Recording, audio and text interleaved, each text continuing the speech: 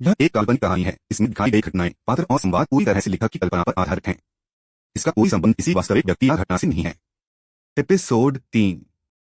शीत समीर खाई के एक सरोवर के किनारे आरव जमीन पर पद्मासन लगाकर बैठा था और उसकी आंखें हल्के से बंद थीं।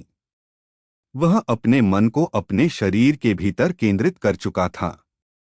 पहले जो उत्तेजना उसे महसूस हुई थी, अब वह उसे थोड़ी अजीब लग रही थी, क्योंकि चाहे जितना भी सोचता, यह ठीक नहीं लगता कि उसके दो आत्मिक केंद्र हों। इसलिए उसने अपने आत्मिक केंद्र की गहराइयों में मौजूद उस छोटे से भंवर का पता लगाने का निश्चय किया। इस बार उसने उस छोटे भंवर आत्मिक केंद्र को साफ साफ देखा।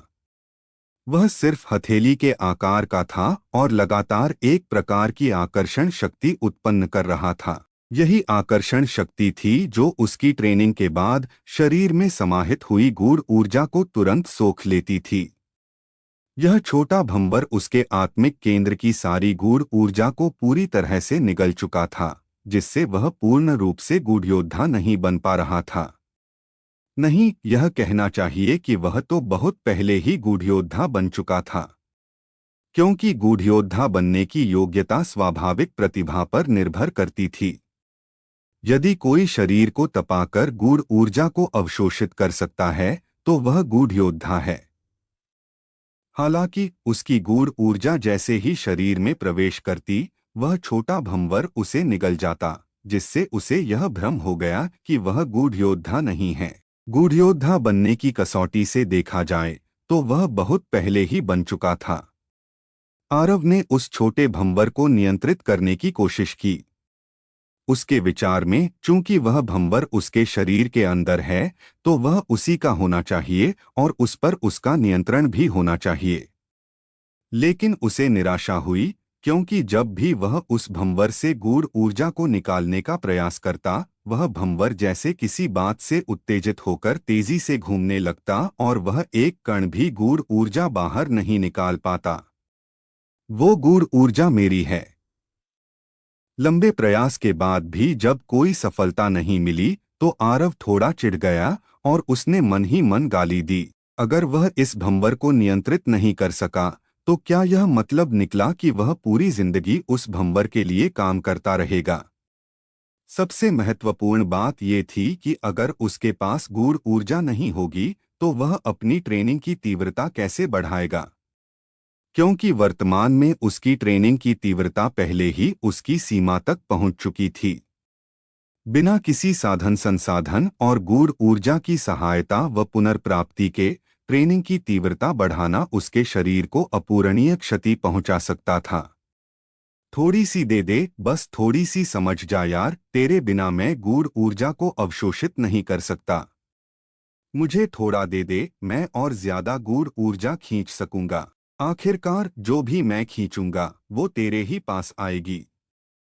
सोच जरा, हम दोनों के लिए फायदेमंद है, और अगर साथ नहीं दिए तो दोनों को ही नुकसान होगा। जब जबरदस्ती से बात नहीं बनी, तो आरव ने बातचीत की कोशिश की। हालांकि उसे थोड़ा अपमानित महसूस हुआ, क्योंकि ये सारी मेहनत उसी की थी। फिर भी गूढ़ ऊर्जा ही उसकी असली कुंजी थी, बाह्य प्रांगण का शिष्य बनने का रास्ता। इसलिए उसे अपने आत्मसम्मान को निगलना पड़ा। कुछ ही देर बाद वह छोटा भंवर कोई प्रतिक्रिया नहीं दे रहा था। लेकिन जैसे ही आरव गुस्से में कुछ कहने ही वाला था, तभी अचानक उसमें से एक पतली सी स्वर्णिम गूढ़ ऊर्जा की धारा बाहर निकली। यह देखकर आरव लगभग उछल ही पड़ा। फिर कुछ समय बाद एक और धारा निकली। धीरे धीरे करके एक के बाद एक स्वर्णिम गूढ़ ऊर्जा की धाराएं बाहर निकलती चली गईं, और लगभग 20 धाराओं के बाद वह भंवर शांत हो गया। वह स्वर्णिम गूढ़ ऊर्जा उसके सामान्य आत्मिक केंद्र में समा गई, लेकिन जैसे ही वह कुछ कहने वाला था, वह ऊर्जा उसकी नसों की ओर बह चली। फिर वह ऊर्जा धीरे धीरे उसकी मांसपेशियों में समा गई। उसी क्षण आरव को ऐसा महसूस हुआ जैसे उसकी मांसपेशियों की असंख्य कोशिकाएं उल्लास में चिल्ला उठीं, और फिर उसकी थकावट और पीड़ा एकदम से गायब हो गई और उसकी जगह अपार ऊर्जा ने ले ली।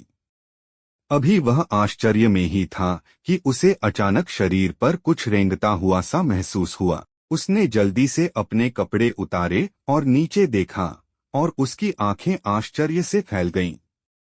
उसकी त्वचा एक स्पष्ट गति से झड़ रही थी। उसकी त्वचा बदल रही थी। यह शरीर तप साधना की चौथी अवस्था प्राप्त करने का संकेत था और इसका अर्थ था कि वह अब चौथे स्तर का गूढ़ योद्धा बन चुका था। हाँ, यह सोचते ही आरव जोर से हंसने लगा। लेकिन कुछ ही देर में उसे कुछ अजीब महसूस हुआ, तो उसने जल्दी से हंसी रोकी और अपने शरीर की ओर देखा। उसकी त्वचा लगातार झड़ रही थी, तो उसने तुरंत अपने सभी कपड़े उतार दिए और तालाब में कूद पड़ा। जब सारी त्वचा झड़ गई, तो वह तालाब में एक बार चक्कर काटकर बाहर निकला। उसने अपने सीने की त्वचा को हल्के से छुआ। वह ऐसी थी जैसे किसी चिकनी चट्टान को छू रहा हो, ठोस और कठोर। Pop pop pop. आरव ने अपने उत्साह को रोका और जमीन से एक टहनी उठाई और फिर तुरंत मूल तलवार तकनीक का अभ्यास शुरू कर दिया। जैसे ही उसने अभ्यास शुरू किया, हवा से टकराने की आवाजें आने लगीं और जमीन की मिट्टी भी उड़ने लगी। उसकी शक्ति पहले से कहीं ज्यादा थी। अभ्यास के बाद उसने फिर से अपने शरीर के अंदर ध्यान लगाया। कुछ ही देर बाद उसके चेहरे पर प्रसन्नता की लहर दौड़ गई। हाँ, वह गलत नहीं था। वह सचमुच मर्त्य क्षेत्र के चौथे स्तर पर पहुंच गया था। जो पहले गूढ़ योद्धा नहीं था, वह अब सीधा चौथे स्तर पर पहुंच गया था। आरव को ऐसा लगा जैसे वह सपना देख रहा हो। लेकिन जल्द ही वह समझ गया। जब से वह तलवार संप्रदाय में आया था, उसने शरीर तप साधना का अभ्यास शुरू कर दिया था। भले ही वह बाह्य प्रांगण के सबसे मेहनती शिष्यों में से न हो, लेकिन वह शीर्ष 3 में तो अवश्य था। उसने 2 वर्षों से लगातार कठोर अभ्यास किया था। उसका शरीर पहले से ही बहुत शक्तिशाली हो चुका था। अब जब गूढ़ ऊर्जा उसमें समा गई, तो जैसे उसे बैंक खाते का पिन मिल गया हो, अब वह अपनी जमा पूंजी निकाल सकता था। साधारण शब्दों में, उसकी सारी मेहनत का फल अब एक साथ फूट पड़ा था। अचानक आरव की भौहें सिकुड़ गईं क्योंकि उसके मन में एक सवाल आया, उसकी गूढ़ ऊर्जा सुनहरी क्यों है? क्या यह केवल उसी की विशेषता है, या फिर दूसरों की गूढ़ ऊर्जा भी ऐसी ही होती है? छोड़ो, जब बाह्य प्रांगण में प्रवेश करूंगा, तो और गूढ़ योद्धाओं से मिलूंगा और तब पता चल जाएगा। आरव उन लोगों में से नहीं था जो किसी बात पर ज्यादा सोच विचार करते। आरव फिर से ध्यानस्थ हुआ और देखा कि वह स्वर्णिम गूढ़ ऊर्जा अब उसके सामान्य आत्मिक केंद्र से पूरी तरह गायब हो चुकी थी। भाई, लगता है तू मुझे समझता है। ऐसा कर, भविष्य में जो भी गूढ़ ऊर्जा मैं अवशोषित करूंगा, वो सारी तेरी। लेकिन बदले में तू मुझे वैसी स्वर्णिम गूढ़ ऊर्जा देगा। मैं तुझसे कोई धोखा नहीं कर रहा, क्योंकि तू जानता है कि मैं जितना ज्यादा मजबूत बनूंगा, उतनी ज्यादा गूढ़ ऊर्जा मैं ला सकूंगा। हर रात की कहानी, हर दिन का धमाका, सिर्फ स्टोरी हंगामा पर। तो अभी सब्सक्राइब करें और बेल आइकन दबाएं, क्योंकि अगली कहानी आप मिस ना कर पाए। अगर मैं कमजोर रहा, तो तू भी भूखा ही रहेगा। अभी मुझे प्राथमिकता दे, ताकि हम दोनों का भला हो सके। ठीक है। आरव को एक अजीब सा एहसास हुआ कि वह छोटा भंवर उसकी बातों को समझ रहा है। इसलिए उसने उस भंवर से बात करना ही ठीक समझा।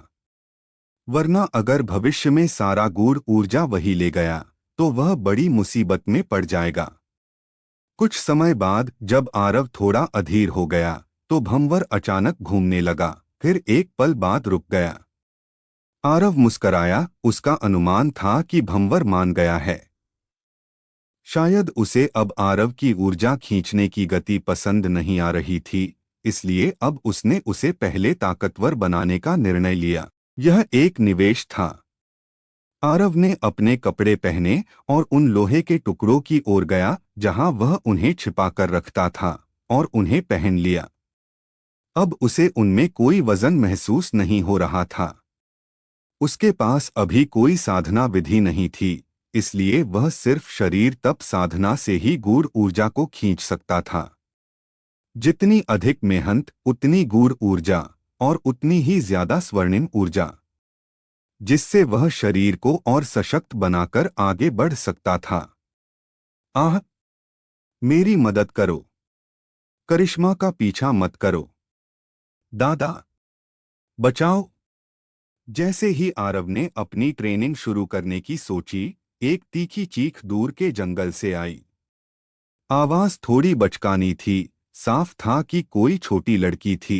आरव तुरंत रुक गया और जंगल की ओर देखा। तभी एक सफेद फूलों वाली पोशाक पहने छोटी लड़की घबराते हुए जंगल से बाहर भागती दिखी। लड़की लगभग 13 से 14 साल की रही होगी। उसके पीछे एक लंबी चोटी थी। उसका चेहरा पीला पड़ गया था और वह अपनी जान बचाने के लिए हाथ पैरों से दौड़ रही थी। लड़की जैसे ही बाहर आई और आरव को देखा, उसका चेहरा और भी ज्यादा पीला हो गया और वह चिल्लाई, अरे छोटे मजदूर, जल्दी भागो, वो छोटा सांप पागल हो गया है। धड़ाम। अभी आरव चौंका ही था कि जमीन जोर से कांपने लगी और फिर एक विशाल जीव जंगल के पेड़ों को चीरता हुआ बाहर आया। एक महाअजगर राजा। उस विशाल जीव को देखकर आरव का चेहरा भी करिश्मा जैसा ही पीला पड़ गया। वो छोटा सांप, वो तो महाअजगर राजा है। महाअजगर राजा एक 5वें स्तर का अंधकार पशु था। उसका शरीर 3 वयस्कों जितना चौड़ा और लगभग 10 मीटर लंबा था और उसकी आंखें मुट्ठी जितनी बड़ी थीं। सबसे खतरनाक बात उसकी चमड़ी और कवच जैसे फलक शायद तलवार कौशल से भी नहीं काटे जा सकते थे। अब क्या होने वाला है आगे सुनते रहिए सर्वशक्तिमान हमारे चैनल स्टोरी हंगामा पर।